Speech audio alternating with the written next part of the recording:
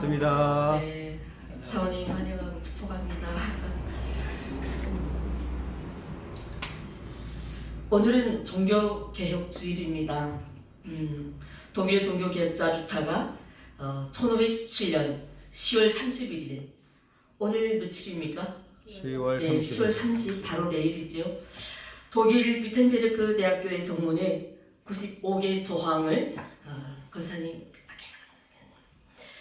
반박문을 붙여서 부패하고 타락한 로마 교회 개혁을 목적으로 한 이 사건이 오늘날 10월 마지막 주일은 종교개혁주일로 지키게 되었습니다.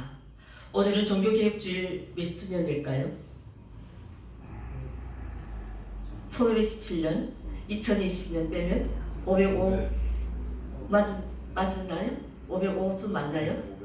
네, 아마 그렇게 될 것 같아요. 자, 오늘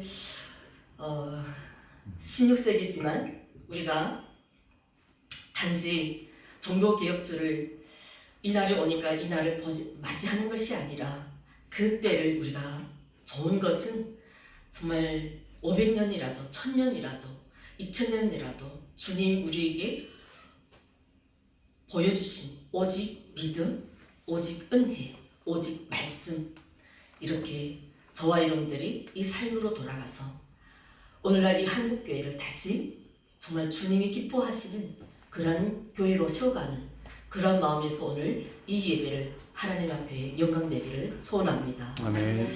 그럼에도 불구하고 우리가 오늘 느헤미야서를 들어온 이유는 우리 예수생명교회에 새신자들이 많기 때문에 이분들에게 성경을 좀 잘 가르쳐주기 위한 마음에서 예수생명교회 스타일로 저희는 예배를 드리고 있습니다. 또 우리 한국 분들도 그렇게 원하기를 또 의견을 받아주셨고, 그래서 우리 북한 사람들하고 창세기부터 시작해서 2018년부터 쭉 들어와서 2022년 10월 30일 오늘은 느헤미야서 6장 들어왔습니다. 우리 지난주 느헤미야서 어디까지 봤습니까? 네, 1장부터 정확히는 우리가 3장까지 나갔죠. 그렇죠?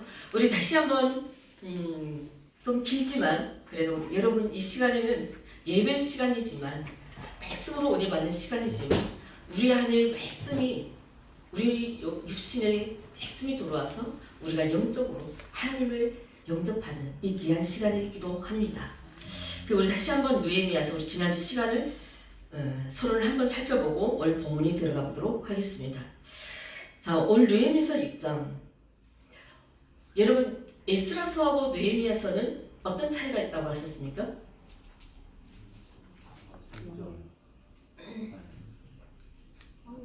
네, 형제가 같다 했죠. 네, 잘 아시기 때문에 좀 넘어가는 걸 하고, 자, 느헤미야서는 크게 두 부분으로 나눠집니다. 1장부터 7장까지는 네, 할렐루야 성경 제가 서론은 더 필요 없겠네요. 그리고 8장부터 13장까지는 네, 백성들이 부흥 운동을 할렐루야. 그래서 에스라서는 주제가 뭐였습니까? 무슨 건축이었어요? 성벽 건축. 느헤미야서는 성벽. 예? 성벽. 네, 성벽입니다. 그래서 성전하고 성벽 이 차이가 있는 것이 느헤미야서, 에스라서 차이가 있다고 분명히 말씀드렸고요. 우리 느헤미야 이름의 뜻이 무엇이라고 했습니까? 네, 하나님의 위로죠. 네, 하가랴의 아들로서 이 당시는 바사의 왕이 누구였습니까? 아닥사스다 왕이죠. 이 수상궁에서 그는 아닥사스다 왕에서 어떤 직업을 맡았습니까? 네, 술관리원으로. 자, 다리오 왕 아들이 누구라고 했습니까? 아하수에르죠. 이 아하수에르 아들이 누구라고요? 아닥사스다 왕이죠. 자, 우리 지난주 설교는 에스라서 4장하고 느헤미야서 1장하고 연결된다고 했습니다. 자, 1장에서 우리가 고향에서 예루살렘에 대한 소식을 동생 누구에게요? 하나님을 통해서 듣게 됩니다. 그리고 2장에서 고향 예루살렘으로 귀환해서 3장에는 이제부터 본격적으로 성벽 재건에 들어가는 내용, 이렇게 살펴가는데요. 자, 느헤미야가 고향으로 돌아보니 이미 그때 당시에 아수르 멸망했을 때 정책을 폈었던 그 누구입니까? 그들이 누구입니까? 코닥 정책을 폈던 그들이 사마리아인들이 길을 펴고 모였다가 이때는 누구예요? 다리오, 그 다음에 아수에로 왕. 이제는 아닥사스다 왕 때 와서 조금 길을 펴면서 어떻게 제안을 합니까? 수르바벨이 먼저 1차 포로기한으로 돌아왔을 때 성벽을 지금 공사를 들어갔을 때 자 우리도 함께 이 건축을 성전 건축을 해달라. 근데 수르바벨이 이거를 거부했죠. 그것이 근거가 돼서 이들이 지금 사마리아들이 이 아닥사스 왕 때 느헤미야가 돌아와서 성벽 재건할 때 이것을 어떻게 한다고요? 방해하기 시작합니다. 자 우리가 왕께 이런 고발을 하죠. 유다가 지금 저 성벽을 건축하는 것은 바사를 어떻게 한다고요? 반역하려고 합니다. 그래서 왕은 과거에 지나온 그 다리오 때 그리고 아하수에로 왕 때 지금 이 아닥사스다 왕은 왕으로 선 지 얼마 안 됐다고 했죠. 지난번 우리 말씀을 찾아봤습니다. 자 이때 과거를 생각해보면 지금 바사는 많은 왕들을 정복해왔죠. 그러니까 지금 이 유다가 견고해지면 우리 바사가 유다에게 공격을 받을 수 있겠다라는 염두를 두죠. 그래서 그들에게 누구입니까? 이 사마리아인들이 그 방배 루훔과 서기관 심세에게 에스라서 4장 22절에 뭐라고 말씀합니까? 성벽 재건을 중단시키죠. 그리고 내가 이 소설을 내릴 때까지 기다리라. 자, 이 조서를 들고 루훔과 심세는 예루살렘을 굽혀 올라가서 막 시작된 성벽을 허물고 성벽 문을 불태워버립니다. 이 소식을 가지고 예루살렘을 달려와서 이 예루살렘에 있던 동생이 누굽니까? 하나니가 저 바사궁에 와서 형 누구에게요? 느헤미야에게 이 소식을 전해요. 우리 지난주 시간이 이 내용이었습니다. 그리고 1장 3 이제 들어왔습니다. 느헤미야에서 헷갈리지 마시고요. 자 1장 3절에서 그 남아있는 자들이 그 지방에서 큰 한란을 당하고 능욕을 받아 예루살렘 성은 허물어지고 성문은 불탔다 하는지라. 이것이 에스라서 1장 3절 시작입니다. 자, 이 말을 듣고 느헤미야는 어떤 반응을 하였습니까? 그 자리에서 울며 민족을 해서 기도하고 하나님께 기도합니다. 그가 돌아와서 성벽 재건하는 내용이 1장부터 7장까지 있습니다. 특히 이 재건은 2장 3장에서 주는 가장 기본 메시지죠. 2장 들어옵니다. 자, 느헤미야는 그때부터 기도하죠. 동생 하나님께 이 소식을 듣고 그가 기도하면서 기스를로에서 니산월까지 이것이 우리나라 유대 달력으로는 기스를이고 우리 달력은 언제라고 했습니까? 기스를이면 11월 12월 겨울이죠. 니산월이면 3월 4월 몇 달 동안 응답 받았습니까? 4개월 동안 응답을 받고 다시 유다 백성들을 이끌고 예루살렘을 돌아온 이때가 몇 차 기한입니까? 3차 기한이죠. 그렇죠? 1차는 스룹바벨과 대성 여호수아, 2차는 에스라, 3차는 느헤미야 기한. 자, 이렇게 우리 지난주 시간을 살펴보았습니다. 그래서 느헤미야는 총독의 부임을 받고 예루살렘에 돌아왔기 때문에 에스라 학자의 기한과는 달랐다고 했습니다. 그가 예루살렘에 도착해서 가장 한 행동이 뭐였습니까? 4월 동안 조용히 지내면서 이 반대 세력들이 누굽니까? 이제처럼 누군가 신세의 이 반대 세력들을 살피면서 하나님 앞에 기도하며 지혜를 구합니다. 그가 성벽을 도는 그 시간에 하나님께서 그에게 비전을 주죠. 그리고 그 비전을 가지고 유다 백성들에게 뭐라고 선포합니까? 우리가 예루살렘 성벽을 재건하여 그동안 우리가 하나님 앞에 살아왔던 그 잘못된 수치를 벗어버리고 하나님의 영광을 회복하자라고 선포하죠. 이렇게 해서 3장 전체는 가장 주 단어가 뭐라고 있습니까? 그 다음이죠. 네, 그 다음에 의미가 첫 번째, 두 번째 의미가 있다고 했습니다. 첫 번째, 그 다음에 의미는 자, 그럼에도 이렇게 돌아온 백성들이 자기가 관계없는 일인 듯 해보이나 성벽 공사에 다 충성하고 있습니다. 왜요? 하나님이 역사라고 생각했기 때문에. 그 다음에 이 3장에서는 무려 몇 번 나온다고요? 30번 이상. 한 군데도 빠짐없이 철저히 일을 분담시키고 그 일을 맡아 했다는 것입니다. 두 번째 그 다음에 주는 의미는 무엇입니까? 각자 모든 사람을 자기가 서야 할 위치가 있다고 했습니다. 그렇죠? 자기가 맡은 일들을 잘 맡아 했다고 했습니다. 자, 성벽 공사를 하는데 성벽이 클까요? 작을까요? 크겠죠, 당연히. 그래서 성벽 문 앞에 사는 사람들은 그 집의 앞에 나와서 성벽 공사를 하게 했다고 했죠. 어느 한 사람도 성벽 주위에 다 성벽 둘레에 살잖아요. 어느 한 사람도 이 성벽 공사에 빠진 사람이 없었는데 단 한 사람이 빠졌다고 했습니다. 그것이 3장 5절에 나오는 귀족들이겠죠. 자, 이렇게 모든 족속과 지방이 합쳐서 총 45개 단체가 이 성벽 재건에 동참했다고 했습니다. 여기서 주는 교훈이 뭐였습니까? 3장에서 우리에게 주는 교훈. 사람이 힘을 합칠 때 얼마나 큰 일을 할 수 있는가. 또 우리가 마음을 모아서 연합할 때 정말 불가능할 것 같지만 이 성벽 공사는 단 며칠 만에요? 50일 만에. 미리 이거는 퀴즈로 냈는데 우리 지난 시간에 나도 모르게 대답해버렸네요. 죄송해요.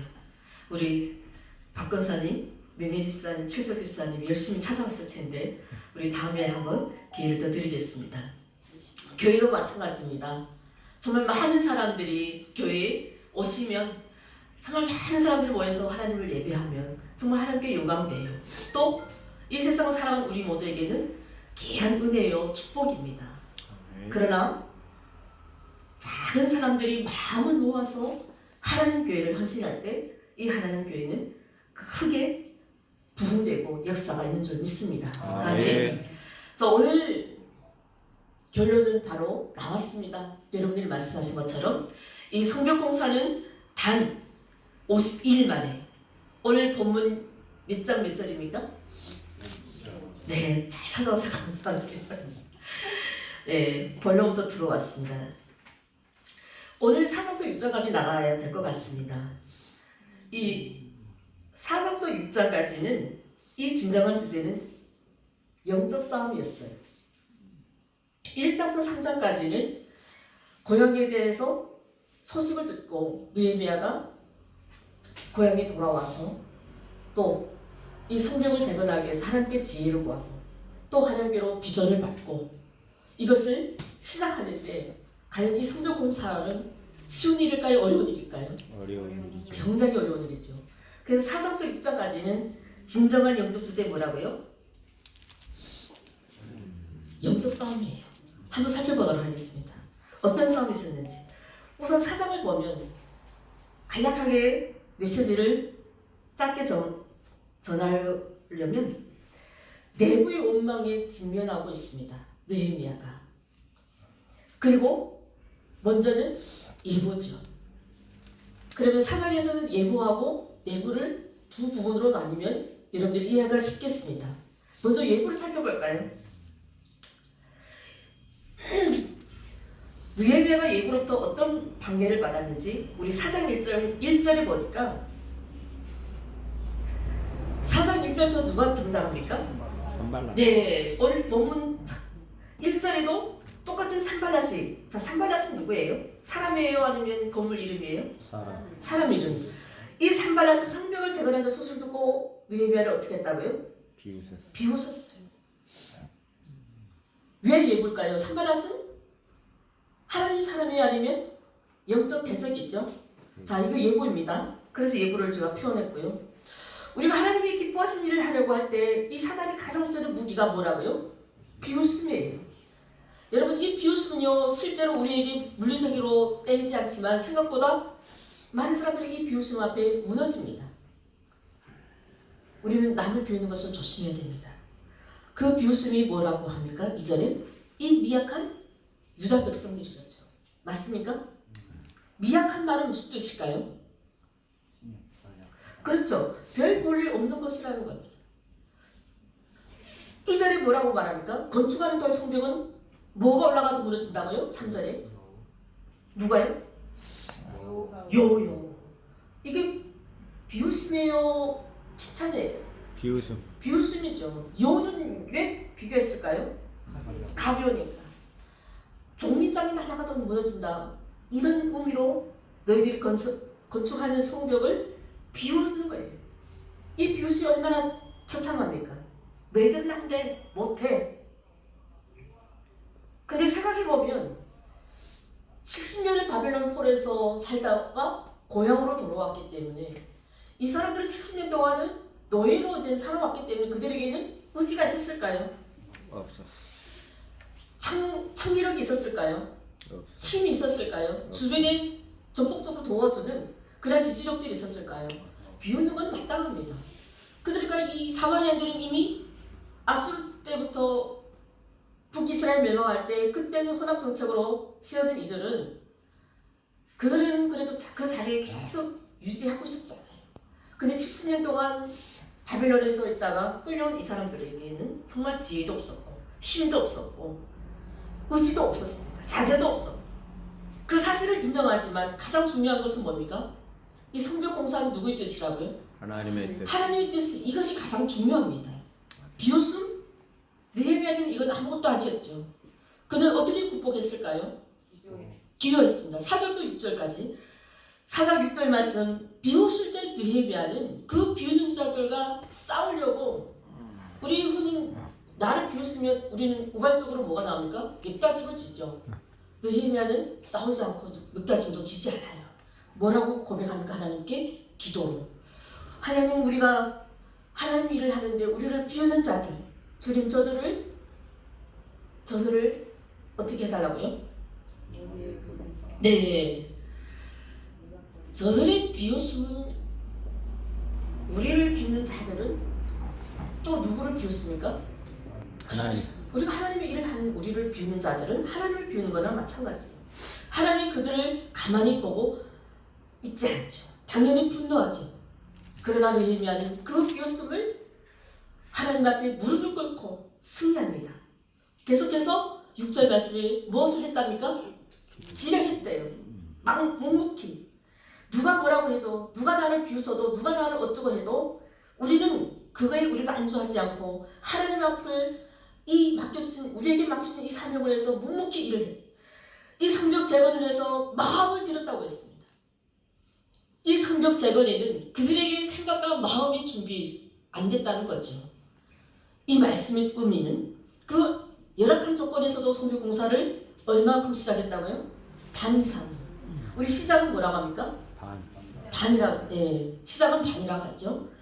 아무리 힘들어도 우리가 지난주 말씀처럼 우리가 이 교회가 많은 사람도 좋지만 두세 사람이 마음을 합하면 하나님 나라를 이뤄간다고 하셨잖아요. 네. 자, 여기서도 느헤미야는 마음을 우리에게 보여줍니다. 마음을 우리가 드리면 안 될 일이 없다. 아멘. 할렐루야. 아멘. 7절과 8절까지는 공격합니다. 이번에는 누구의 공격일까요?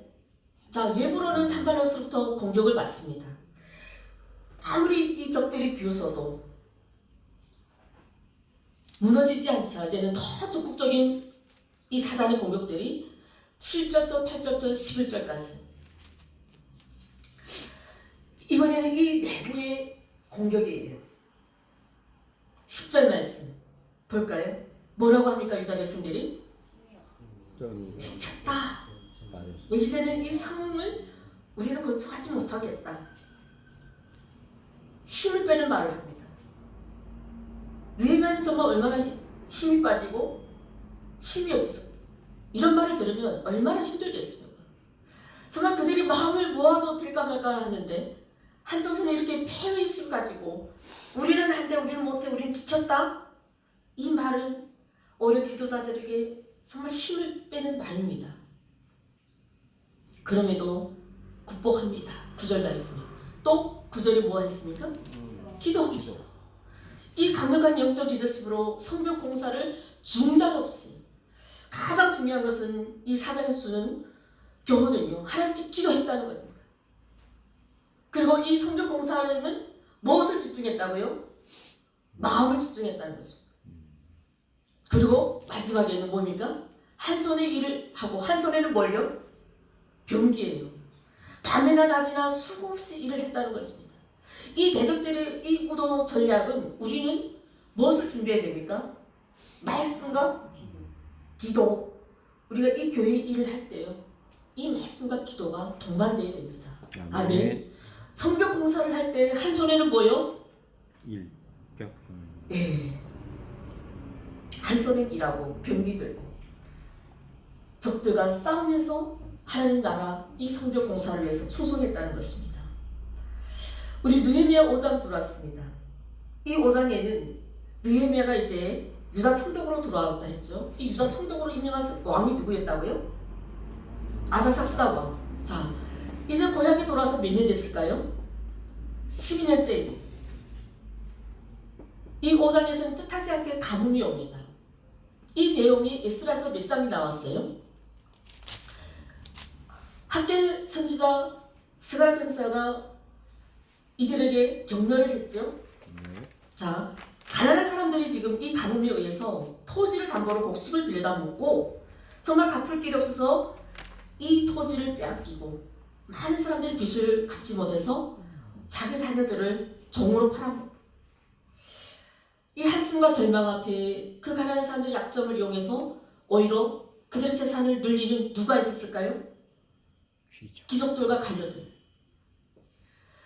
느헤미야는 이 5장에서 그 귀족들과 관료들을 끄집는 내용입니다. 자신의 총독으로 살아왔던 그 삶, 정말 이 어려운 사람들의 재산을 늘리고 그들의 재산을 탕지하는 그 귀족들과 관료들에게 느헤미야는 총독으로서 정말 기감이 되고자 보여준 내용이 이 5장 내용입니다. 여러분 5장 15절 말씀 보십시오. 예, 이건 여러분 꼭 참고해 주십시오. 우선 느헤미야는 다른 총독들과 전혀 다른 삶을 살았습니다. 아마 그 전에 있었던 총독들은 현재 느헤미야처럼 그런 삶을 살지 못했던 것 같습니다. 이 15절 말씀 주는 교훈이, 그래서 그 전에 총독들과는 달리 백성들을 억압하고 탈취했던 그들과 달리 느헤미야는 그 어려운 사람들에게 세금을 받습니까? 안 받습니다. 15절 말씀, 나는 하나님을 어떻게 해요? 경외함으로 이같이 행하지 아니하고. 이 5장 내용은 유다 공동체를 무너뜨리게 한 영적인 공격이었습니다. 끊임없이 제가 말씀드립니다. 사사도 6장까지는 진정한 주제 뭐라고요? 영적 싸움이라고요. 네. 그래서 오늘 이 본문은 유다를 이끌어갈 누구를 공격할까요? 이제는 느헤미야를 무너뜨리면 이 유다 공동체를 무너뜨릴 수 있다. 자, 4장부터 5장부터 6장까지 오늘 본문 자세히 들여다 보면 좋겠습니다. 먼저 1절 누구요? 산발락과 누구요? 도비야. 또 아라비아 누구요? 게세. 더 추가됐죠? 기본에 산발락과 도비아는 기본이지만 여기에 게셈까지. 자, 근데 오늘 느헤미야가 뭐라고 말합니까? 마지막에 내가 아직 1절 후반절이 뭐라고 합니까? 내가 아직 성문에 문짝을 다시 못할 때라. 자, 4장에서 그 영적 싸움 가운데서도 성벽이 절반 이상 공사가 시작되고 5장 그 상황에서도 성벽이 다 거의 완성되고 6장은 마지막에 뭐가 남았다고요? 이제 문만 닫으면 이게 마지막 승리할 때가 가장 어려운 것 같아요. 이 산발락 대적이 그 소식을 듣고 성벽 완성을 앞둔 시점에 이들은 최후의 발악을 하는데 그 타겟이 누구라고? 느헤미야. 그 일을 주도하고 있는 느헤미야를 어떻게 공격할까요? 첫째는 이들이 쓴 방법이요, 음모입니다. 2절 볼까요? 산발락과 게셈이 느헤미야에게 어디로 오라고 합니까? 어느 평지로 와요. 한촌의 소리를 만나자. 왜 이 한적한 곳으로 불러내는가? 여러분 요즘 이 시대에 많은 범죄들이 있죠. 흔히 뉴스를 보면 범죄자들이 사람들이 많은 곳입니까? 아니면 사람이 없는 한적한 곳입니까? 한적한 곳. 그렇죠. 한적한 은밀한 곳에. 이 은밀한 곳으로 누구를 불러냅니까? 느헤미야를 왜 불러낼까요? 그렇죠. 죽이려고. 예루살렘 안에서는 아무래도 총독이다 보니 주위에 다른 자들, 추종자들도 있고 또 이 일을 위해서 협력하는 사람들도 있고 보는 눈이 많으니까 느헤미야를 어디로 오라고요? 오노평지. 이 오노평지는 베냐민의 한 성읍이고 예루살렘 북쪽 방향에 32km나 지점이 있다고 해요.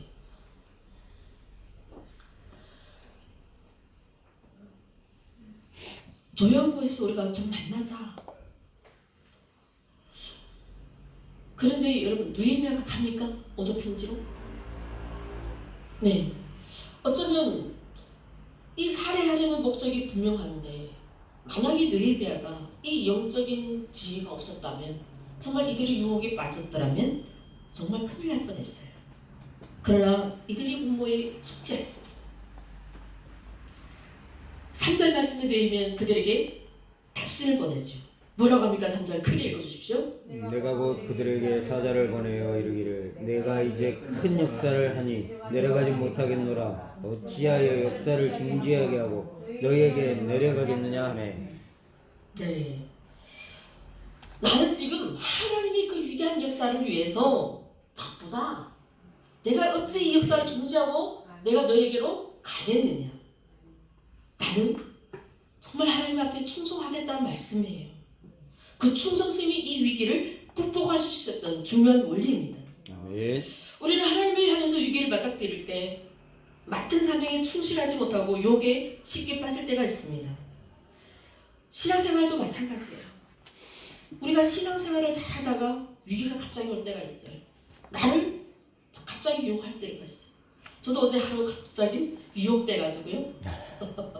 밤이 늦게까지 너무 지쳐가지고 우리 목사님 그 귀한 전화도 못 받고 너무 죄송해서 아침에 막 급하게 전화드렸습니다. 여러분 교회를 집중하게 잘하던 분이 갑자기 여기저기 막 다른 데 관심을 가져요. 그때가 바로 위기입니다. 오늘 성경 말씀이 뭐입니까? 느헤미야는 그 시간들, 그 험한 영적 싸움을 이기고 성벽이 완공됐는데 오늘 이 성벽이 이제 뭘만 담으면 된다고요? 물만 담은 이만 남았는데 이 사단들이 우리를 어떻게 유혹한다고요? 오노평지로 나를 좋은 곳으로. 우리 김출석 집사님 오늘 궁곡에 가셨어요? 궁곡에서 택시 타고 여기 왔어요. 네. 영적인 시험이 되는 거죠. 오늘 새벽에 내가 전화로 택시 타고 오십시오. 우리 권사님 택시비 좀 제공해 주세요. 예. 할렐루야. 우리는 오늘 정말 우리를 유혹하는 이 세상의 유혹이 너무 많습니다. 아멘. 오후에 우리 교회 행사가 있잖아요. 칠절집사님 우리 오후 교회 행사 있는데 우리 그동안 몇 달 동안 준비하고 이 시간 우리가 얼마나 긴장하는데 갑자기 궁극에 왜 가셨습니까? 네, 오늘 못 오신다더니 갑자기 전화하시다니 목사님 저 지금 택시 타고 집에 도착했습니다. 오라고 안 했어요. 내가 또 부담 받으실 것 같아서. 감사합니다. 영적 싸움에서 이겼습니다. 할렐루야. 아멘. 우리가 이렇게 신앙생활을 하다 보면 우리를 가장 하나님께로 나아가는 것을 방해하는 영적 싸움이 있습니다. 오늘 이 자리에 나오신 여러분들도 그 영적 싸움에서 승리한 줄 믿습니다. 아멘. 그래서 오늘 성벽은 미완성됐습니까? 완성됐습니까? 완성. 오늘 설교 제목이 뭐입니까? 성벽 완성. 자, 우리가 하나님 일을 집중해서 끝까지 충성할 때 우리가 이 한난 결과를 거둘 수 있다는 것을 오늘 이 느헤미야서 6장 우리에게 주는 교훈입니다. 아멘. 자, 이 유혹이 여기서 끝났을까요? 이번에는 어떤 유혹입니까? 4번씩 사람을 보냅니다. 끝까지 느헤미야를 유혹하려고. 그러나 느헤미야는 말하죠. 내가 지금 이럴 때가 아니다. 사명에 집중하자. 자, 우리는 이 집중이라는 게 중요합니다. 우리가 어떤 위기 와도 우리가 어떤 이 어려움을 우리가 극복하는 비결은 집중이에요.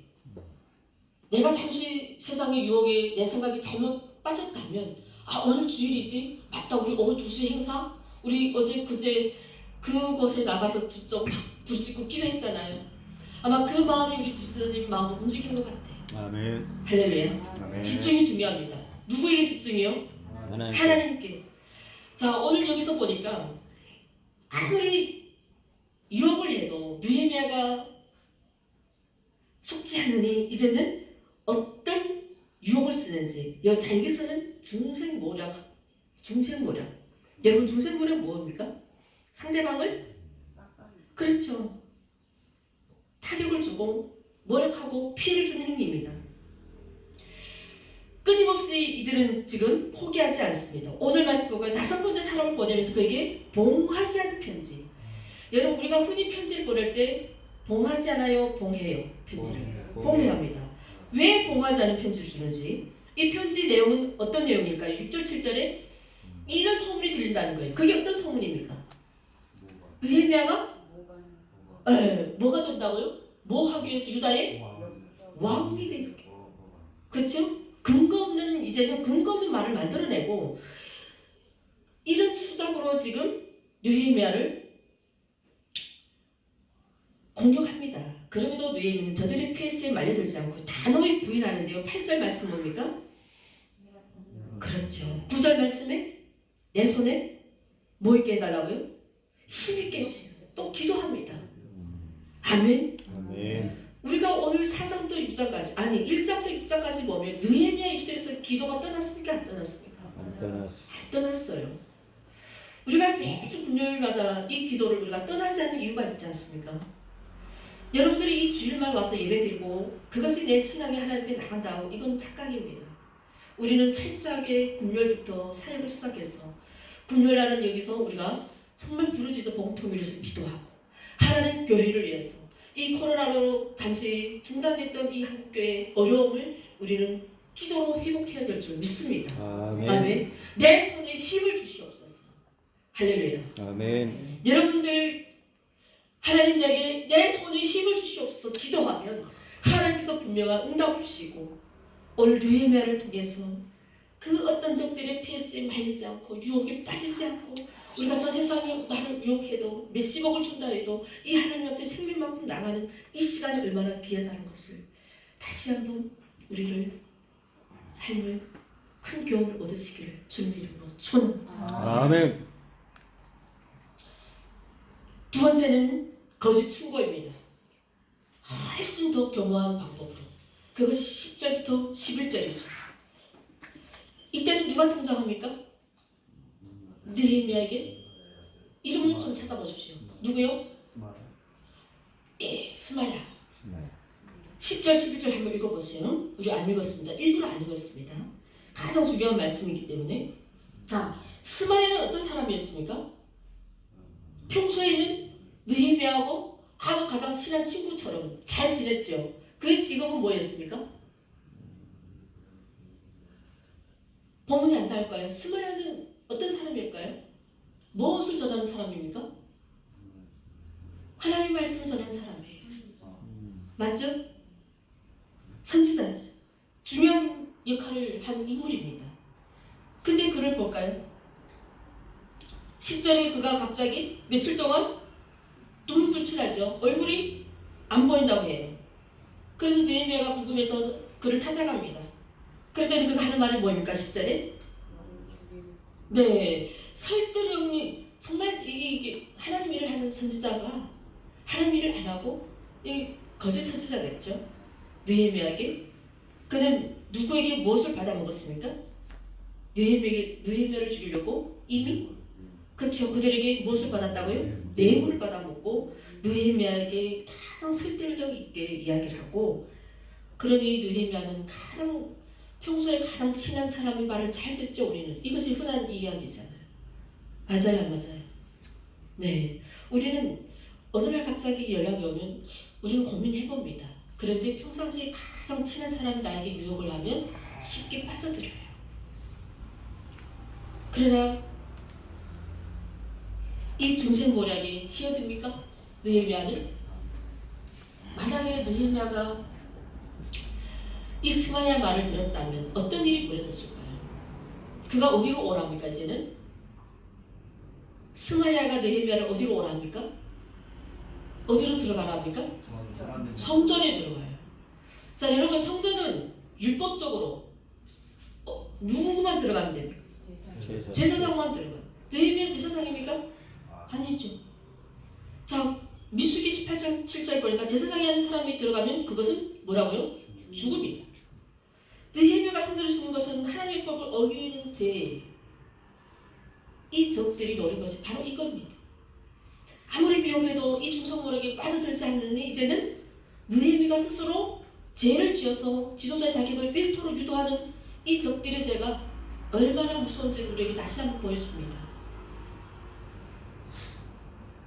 오늘날 전 시대에도 잠깐의 유혹에 빠져서 정말 이 교회를 수십 년 동안 이루면서 순간의 실수에 어이없는 도덕적인 실수와 윤리적인 그 실책 때문에 정말 그 귀한 자격을 상실할 때가 그런 사람들이 얼마나 많습니까? 지도자들이.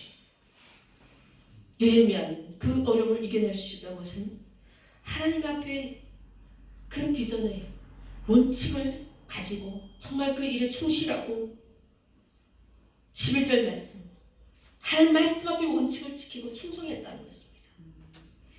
바로 느헤미야는 이런 자세가 있었기 때문에 그 어떤 유혹에도 넘어가지 않고 승리할 수 있었던 자신의 신앙의 그 특색을 우리에게 오늘 교훈 삼아 주십니다. 할렐루야. 아멘. 결론 말씀입니다. 오늘 가장 중요한 교훈은 과연 우리가 느헤미야가 사정 6장 이 싸움에서 볼 때 가장 중요한 교훈을 제가 찾았습니다. 바로 이름이었어요. 느헤미야 이름 뜻이 뭐라고요? 하나님의 위로. 여호와 하나님을 경외함. 평생을 하나님을 경외함에 집중하며 산다는 것입니다. 이것이 바로 느헤미야 믿음의 특징입니다.